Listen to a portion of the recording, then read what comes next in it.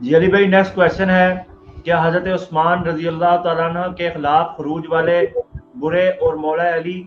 علیہ السلام کے خلاف خروج والے معزز یہ مسلمانوں کی دوغلی پالیسی نہیں؟ جی جی دوغلی پالیسی ہے، بالکل دوغلی پالیسی ہے، اسی پہ تو ہم رونا رو رہے ہیں، دو نمبری کر رہے ہیں، ان کو گلے پھاڑ کے یہ بلوائی کہتے ہیں، بلکہ اب تو ناسبیوں نے حضرت عثمان کے خلاف کھڑے ہونے والے لوگوں کو خارجی کہنا شروع کر دیے، نعوذ باللہ۔ ہم یہ چیلنج کرتے ہیں کہ حضرت عثمان رضی اللہ تعالیٰ کے مخالف کے لیے کبھی بھی خارجی کی ٹرم ہی نہیں آئی ہے۔ خارجی کی ٹرم بخاری مسلم میں حضرت علی کے مخالفین کے لیے نبی علیہ السلام نے استعمال کی ہے کہ وہ دین سے ایسے خارج ہو جائیں گے جیسے تیر سے شکار سے تیر نکل جاتا ہے آر پار ہو کے، یعنی کسی شکار کو آپ تیر ماریں اور ایک طرف سے انٹر ہو کے دوسری طرف سے باہر نکل جائے، اس طرح یہ دین سے میں انٹر ہو کے باہر نکل جائیں گے، امت کی مین اسٹریم کو چھوڑ دیں گے۔ خارجی تو کہا ہی حضرت علی کے مخالفین کو جاتا تھا، انہوں نے حضرت عثمان کے مخالفین کو خارجی کہنا شروع کر دیا۔ ان کے لیے بلوائی بولا جاتا ہے، موب جسے انگلش میں کہا جاتا ہے، بلوا کرنے والے، ہجوم، ان کا اس لیے کہ وہ نعوذ باللہ کوئی کافر تو نہیں تھے، مسلمان تھے، اس میں صلح حدیبیہ کے صحابہ بھی شامل تھے۔ ٹھیک ہے کہ ہم اس معاملے میں حضرت عثمان غنی رضی اللہ تعالیٰ عنہ کے خلاف جو انہوں نے ایکٹ کیا، حضرت عثمان کو مظلوم مانتے ہیں، ان کی شہادت کو مظلوم مانتے ہیں، جو وجوہات ہوئی ہیں ان وجوہات میں ہم بلوائیوں کو صحیح سمجھتے ہیں، جو وجوہات ہوئی ہیں ظاہر ان کا پروٹیسٹ جائز تھا، جو پوری تفصیلات موجود ہیں، لیکن اس پروٹیسٹ کے اگینسٹ خلیفہ راشد کے ساتھ جو انہوں نے ایکٹیویٹی پرفارم کی ہے وہ بالکل غلط ہے، اس میں ہم حضرت عثمان کے ساتھ۔ اسی طریقے سے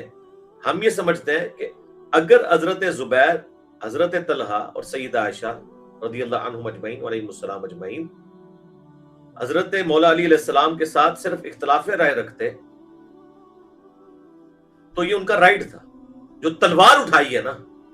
اس چیز نے ان کے مقدمے کو کمزور کیا ہے، ریٹ آف دی گورنمنٹ کو چیلنج کیا۔ اختلاف رائے تو آپ کا حق تھا،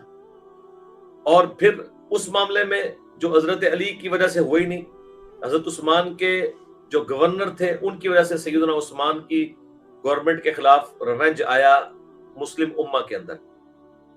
حضرت علی کو تو خلافت اس وقت ملی ہے جبکہ حضرت عثمان اپنے دور خلافت میں اپنی پالیسیز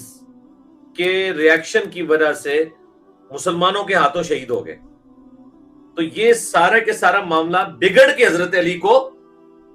پچھلی حکومت والا معاملہ شفٹ ہوا ہے۔ حضرت علی نے اپنے دور میں سارا کچھ نہیں کروایا، حضرت علی کو تو اس معاملے کو سنبھالنا پڑا۔ بہرحال اس میں سارے مسلمانوں سے ریکویسٹ کروں گا،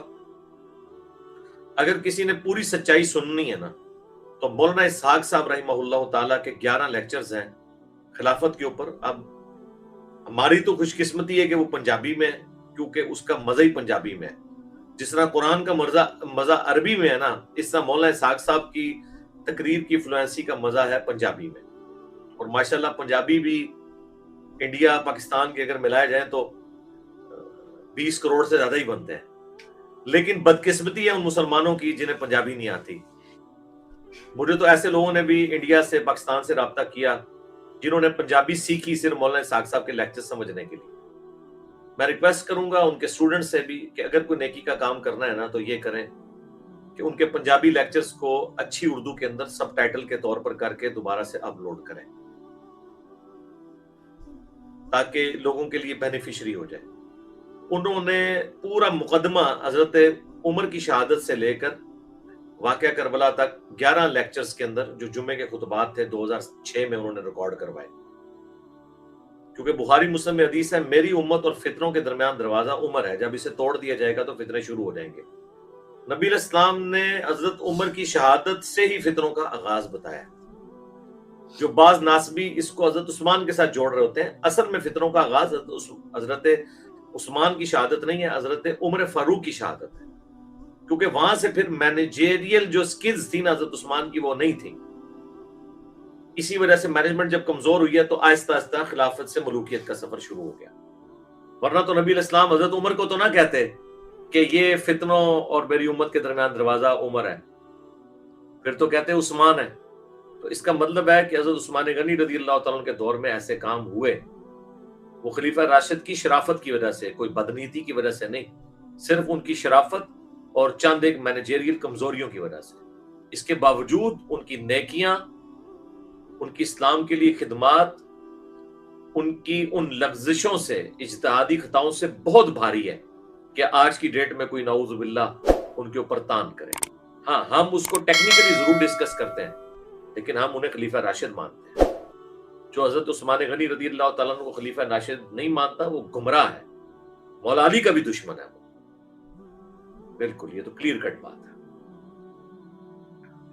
جی نیکسٹ۔